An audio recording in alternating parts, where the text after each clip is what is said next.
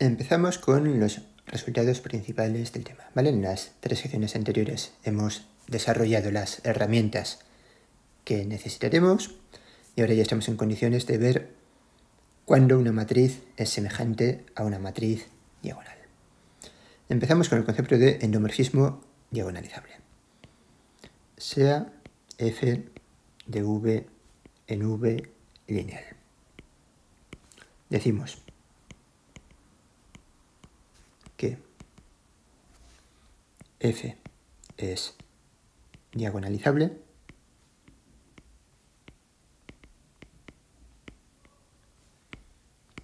si existe b base de v tal que la matriz asociada a f en la base b es diagonal.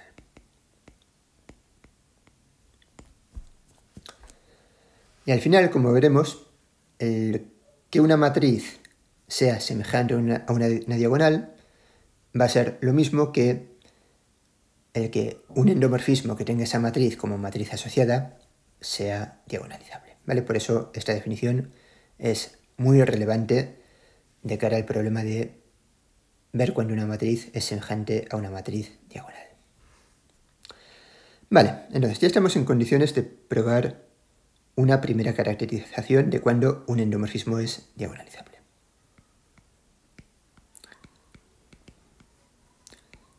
Sea f de v en v lineal. Entonces, f es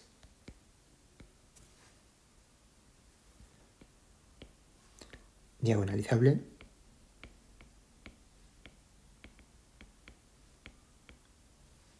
si solo si existe b base de v formada por vectores propios.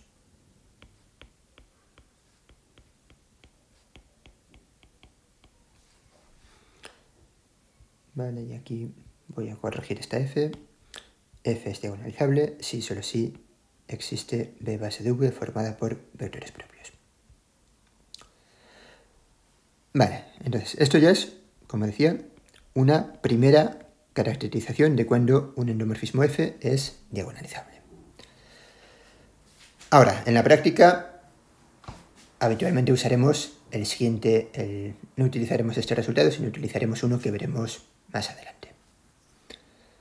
Vale, vamos con esta demostración. Empezamos con la implicación hacia la derecha.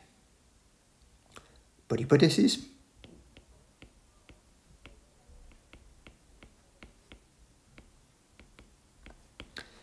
que f sea diagonalizable quiere decir que existe b base de v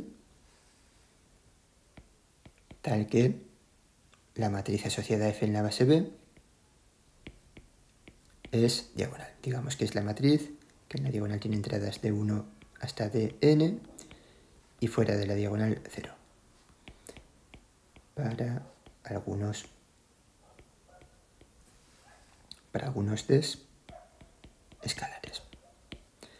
Queremos ver que existe una base de v formada por vectores propios. Vale, pues esa base b que queremos encontrar es esta misma base b. Vamos a dar nombre a los vectores de esta base b. Sea b igual a v1 hasta vn. Vamos a ver que esta base está formada por vectores propios.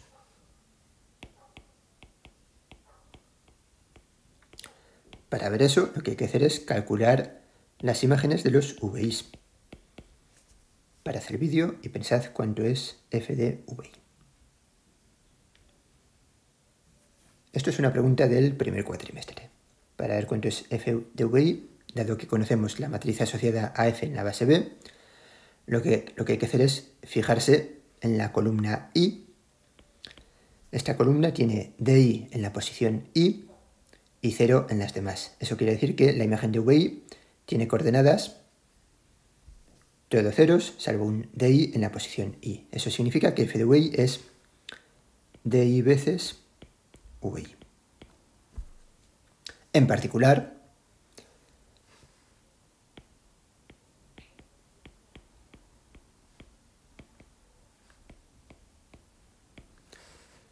el vector VI, por definición de vector propio, es un vector propio asociado al valor propio de I.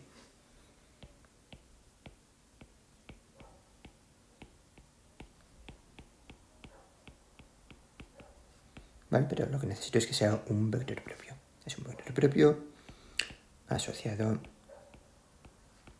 al valor propio de sub I. ¿Vale? Y esto sucede para todo I. Es decir, los vectores de la base B son vectores propios. Así pues, la misma base B en la cual la matriz asociada es diagonal es una base formada por vectores propios. La implicación hacia la izquierda la voy a dejar como ejercicio, pero realmente no es hacer nada nuevo, ¿vale? Es básicamente lo mismo que hemos hecho en la implicación hacia la derecha.